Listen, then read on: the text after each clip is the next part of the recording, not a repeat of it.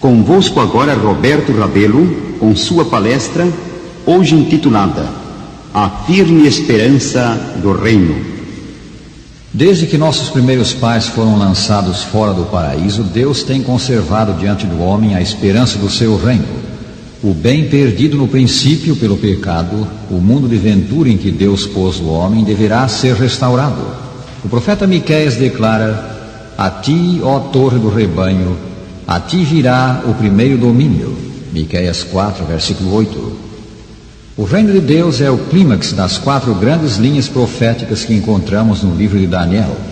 Na primeira delas, contida no capítulo 2 do livro, o profeta focaliza os aspectos políticos da história e prediz o surgimento e queda de 4 notáveis impérios. Esse esboço profético da história baseou-se na estátua de homem que o rei Nabucodonosor, de Babilônia, viu em sonho ao desejar conhecer o futuro. A cabeça da estátua era de ouro e representava o próprio reino de Babilônia. Descrevendo o sonho a Nabucodonosor e interpretando-o em sua presença, Daniel disse: Tu, ó rei, rei de reis, a quem o Deus do céu conferiu o reino, o poder, a força e a glória, tu és a cabeça de ouro. Daniel 2, 37 e 38. A fase babilônica da história coberta por esta profecia foi uma admirável civilização da antiguidade, verdadeira idade áurea. E a cidade de Babilônia foi o digno centro dessa civilização. Babilônia brilhou por sua cultura, magnificência e riqueza. No 5º século a.C., o poeta Ésquilo da Grécia referiu-se a ela como abundando em ouro. E Heródoto, o pai da história, maravilhou-se da profusão de ouro que ornamentava o santuário de Bel-Marduk. O peito e braços da estátua eram de prata e, segundo o profeta, representavam uma nova fase da história. Depois de ti, disse Daniel a Nabucodonosor, se levantará outro reino inferior ao teu. Daniel 2:39. Babilônia caiu em 539 a.C., vencida pelos Medo-Persas. A Medo-Pérsia, inferior à Babilônia em magnificência, destacou-se por sua riqueza. As Escrituras falam de um de seus reis como cumulado de grandes riquezas, mais do que todos, e a moeda do reino era a prata. Assim foi a Medo-Pérsia apropriadamente simbolizada pela prata do peito e braços da estátua. O seguinte metal era o cobre ou bronze do ventre e coxas da estátua, e representava a terceira grande fase da história a partir de Babilônia. O profeta afirmou: levantar-se-á um terceiro reino de bronze, o qual terá domínio sobre toda a terra. Daniel 2:39. Esse terceiro reino foi a Grécia. Os gregos eram conhecidos pela sua armadura de bronze. Comandados por Alexandre Magno, esmagaram os persas na batalha de Arbelas em 331 a.C., e a Grécia tornou-se senhora do mundo. Alexandre sonhou com a união do Oriente e Ocidente cimentada pela cultura grega. Mas o império que conquistou, após sua morte prematura, dividiu-se e enfraqueceu. E em 168 a.C. foi conquistado pelos romanos. A 4ª grande divisão da história foi representada pelo ferro das pernas da estátua. Essa divisão foi o Império Romano. Durante 5 longos séculos, Roma governou com mão de ferro, impondo a paz romana desde o norte da África até o Báltico e do Golfo Pérsico às Ilhas Britânicas. Ao descrever a estátua simbólica, Daniel diz que os pés da mesma eram constituídos de uma mistura de ferro e barro. Interpretando isso, disse ele ao rei: quanto ao que visse dos pés e dos dedos em parte de barro de oleiro e em parte de ferro, será isso um reino dividido. Roma não seria seguida de outro império universal. Ela se dividiria. De 350 a 476 Anno Domini, o Império Romano fracionou-se em 10 divisões, tantas quantas são os dedos dos pés: anglo-saxões, francos, alemanos, suevos, visigodos, ostrogodos, vândalos, burgundos, lombardos, érulos. As divisões de Roma não seriam jamais politicamente unificadas. Não se levantaria outro império universal, pois Daniel diz mais: quanto ao que visse do ferro misturado com barro de lodo, misturar-se-ão mediante casamento, mas não se ligarão um a outro, assim como o ferro não se mistura com o barro. Carlos Magno tentou unir os fragmentos de Roma no século IX. Para isso, fez-se coroar imperador em Roma. A obra de sua vida, porém, foi desfeita pela sua morte. Carlos V e Luís XIV também sonharam com a conquista da Europa. Ao raiar o século XIX, pareceu por algum tempo que Napoleão Bonaparte atingiria esse alvo. Após conquistar numerosos países da Europa, ele nomeou membros de sua família para os governar. Ainda para consolidar conquistas, Napoleão anulou seu casamento com Josefina, sob o pretexto de não ter sido o mesmo solenizado por um sacerdote, e casou-se com a arquiduquesa Maria Luísa da Áustria. Mas aos golpes de Trafalgar, da fracassada campanha da Rússia, da derrota de Leipzig e de Waterloo, o seu império se desintegrou. Na primeira metade do século XX, um outro remanescente de Roma, a Alemanha, por 2 vezes teve a seus pés quase toda a Europa.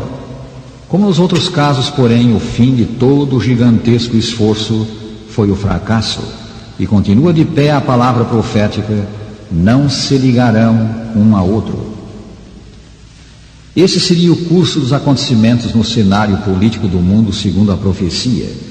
4 grandes impérios universais surgiriam sucessivamente, e então o último deles se dividiria para jamais se unir. A história responde com Babilônia, Medo-Pérsia, Grécia e Roma.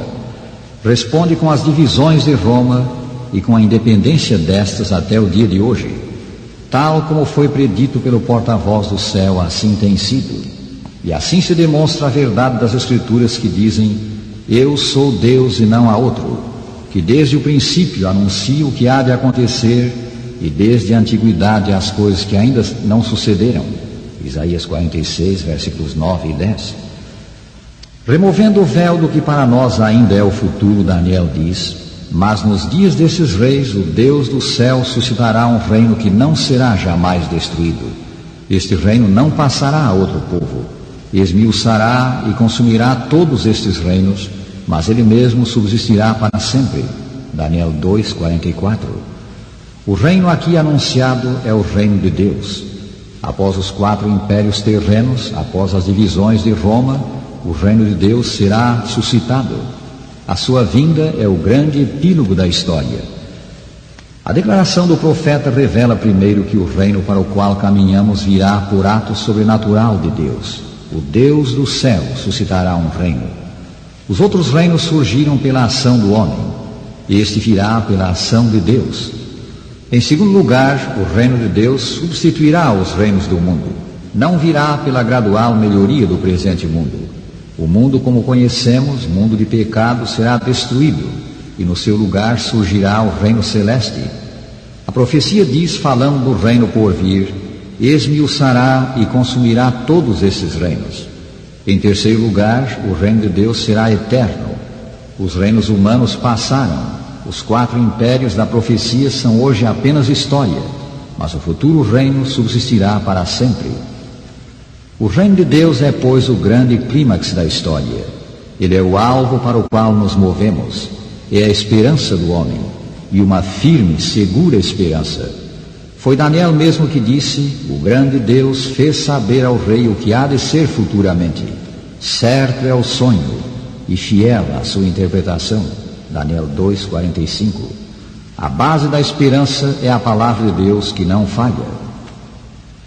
Vivemos hoje no que se pode chamar a mais perigosa e escura hora da história. Nunca antes, disse há pouco o filósofo inglês Bertrand Russell, houve razão para sentir que a raça humana avançava por um caminho que termina no abismo. Mas hoje há. O famoso novelista James Farrell, no seu livro A Corrida pelo Espaço, faz referência ao temor de que o fim do mundo esteja próximo e diz: pensamos nisso como possível agora e durante a nossa própria vida. Por vezes até perguntamos se seremos a última geração. Perante o Senado dos Estados Unidos da América, o capelão Dr. Frederico Harris fez há pouco a seguinte oração: Pai nosso e Deus, para quem 1000 anos são como um dia, nesta vulcânica hora da história nós te imploramos que nos salves do pânico e desespero. Os perigos são grandes e inegável é a gravidade da hora.